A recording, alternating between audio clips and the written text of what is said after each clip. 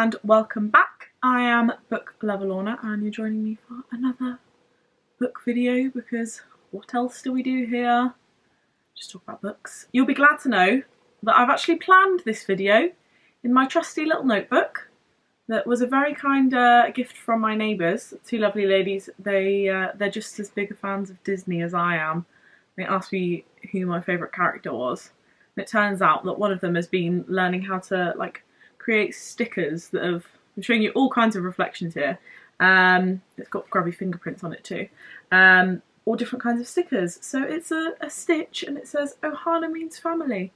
And then she put it on this little notebook, which is cute. So I'm going to use this to plan my videos from now on. So if you see me being organised, don't get too overwhelmed. I mean, come on. I'm usually an organised soul, but I'm not with these videos. I just sit down and just chat. So as you may have already seen, we are going to be reviewing, with no spoilers, The Switch by Beth O'Leary, which is this beautiful book right here. Now, this one I pre-ordered from Waterstones, which was a bit of a faff because I ordered it to be delivered to the store and obviously everything is closed at the moment and we're all staying at home, which is great, saving lives, but it was a faff to get hold of this. But I did get it in the end. I think I actually got it on release day as well, so I just stressed a lot about it beforehand. So this one here is the hardback. Oh my god, what's isolation doing to me? My brain doesn't work. Hardback cover. How many times can I say that? And it is the signed edition. So just inside is Beth's signature right there. I usually expect them to have their own page, but it didn't on this one. That's fine though. It's fine. Not complaining. I'm not complaining.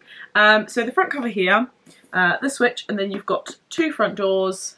FYI, for everyone who didn't know, this is second book from Beth O'Leary, who wrote The Flat Share, which is amazing. Like, you should go and read The Flat Share 110%. Go and read it right now.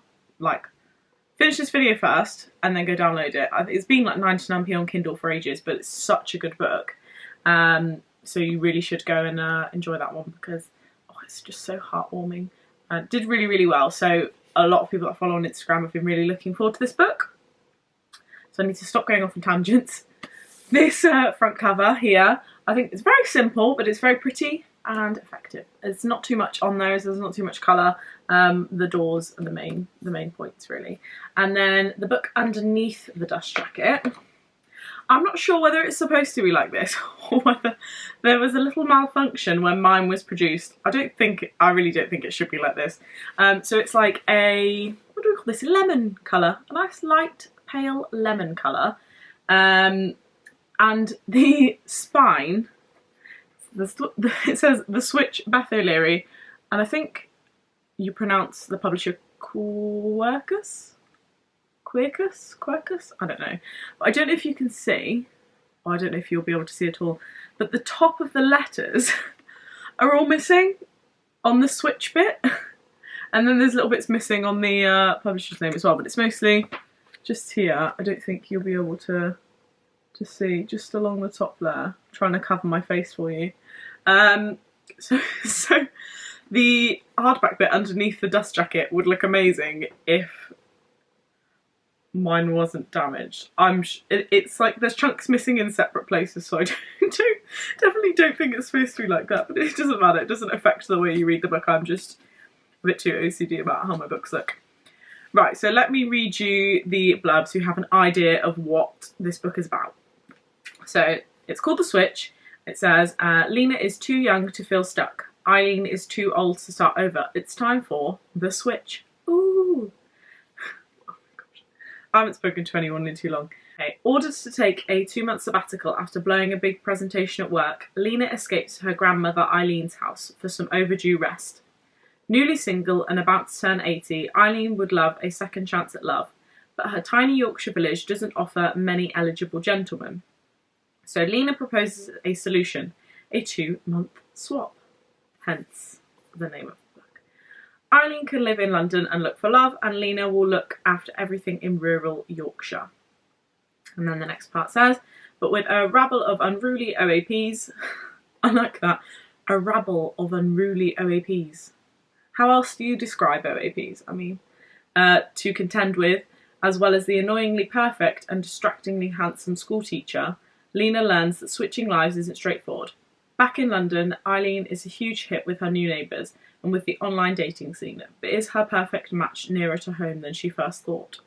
Ooh. So there's the blurb for you. I haven't ruined anything because that's what will be on the back of the book, or is on the inside of the dust jacket. So that gives you an idea of what the book is all about. Okay, so the same as the flat share, this book was done in split narration. So as I just mentioned, the main characters are Lena and Eileen. Lena is the granddaughter and Eileen is the grandmother. Gosh, I've got complete potato brain. And each chapter is from the perspective of one of those people in the first person. So say, for example, what's the first chapter?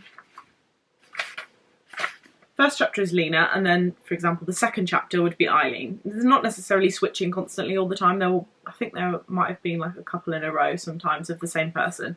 But I really like that because sometimes you don't really know exactly what's going on with the other person because it's, you know, speculation from the grandmother or all that kind of jazz.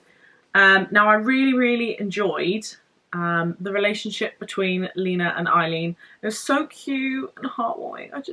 I read it and I was like, where's my grandmas?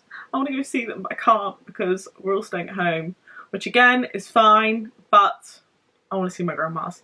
I haven't seen them in so long. So I really liked that. I loved the relationship between Lena and Eileen, and they're just cute. They warm my heart. What I do really love is the concept of a switch between lives of a grandmother and a granddaughter, because I just think about my grandmas and I'm like, I don't know if they would enjoy my life or like keep up with it, because I don't often slow down very often and it tires me out. And I mean, my grandmas are quite fit, but I'd be bloody giving them a gold medal. So I just love the concept of that. I just think, oh, what a nice idea. Like, I would never have thought of anything like that. I mean, I'm not an author. Let's be honest, I'm not an author. I'm just sitting and talking to you on YouTube. But what a nice idea as an author to have. I would like to know, actually, where this idea popped into Beth's head. What was she doing? Did she overhear a conversation? Is it something that's, you know, she's heard of people doing before? She dream it? Or just think really hard and go, oh, what a good idea. I don't think she would have pulled that little squinty facial expression though. Okay, one thing I do have to say about the characters, which doesn't spoil anything, I don't like Ethan. What a toxic little boy. A lot of boys in books can be like that though, can't they? Yeah, we don't like toxic boys. No. Put the toxic boys in the bin, thank you very much. That was me putting Ethan in the bin. There's no bin over there, that was a metaphorical. Take Ethan out of the book, put him in the bin. That's where he deserves to be. So I really, really hope that Beth does another book like this, because in ways this is quite similar to the flat share, but it is entirely different at the same time. It's a completely different premise. The last one was between a male and a female who shared a flat together and never saw each other. And one slept there during the day, one slept there during the night, whereas this one is about just complete house swap. They know each other extremely well. They talk to each other throughout the book, you know, over the phone and things like that. It's just, I like the idea. It feels similar to the flat share, but completely different in its own, you know, in its own 2 feet kind of thing. I really enjoyed this, and I cannot wait until Beth brings out another one. So I can firmly say that I give The Switch 5 stars out of 5. And as I've said before, I really do not give 5 stars very often. I gave the flat share. I gave the flat share 5 stars, and I did read that in like 2 days. I just sat like constantly. I came home from work and I was like, oh, I love this so much. The noises I'm making today, gosh. And I did the same kind of thing with this, but I'm just not working at the moment because, you know, coronavirus and things. So I did devour this quite quickly. I give it a big fat 5 stars, and I can't wait until her next book comes out. I think she's working on it at the moment, which is really exciting. I hope that time goes quickly. Although I do have a lot of books to read in that time. It'll be okay. It's fine, it's fine.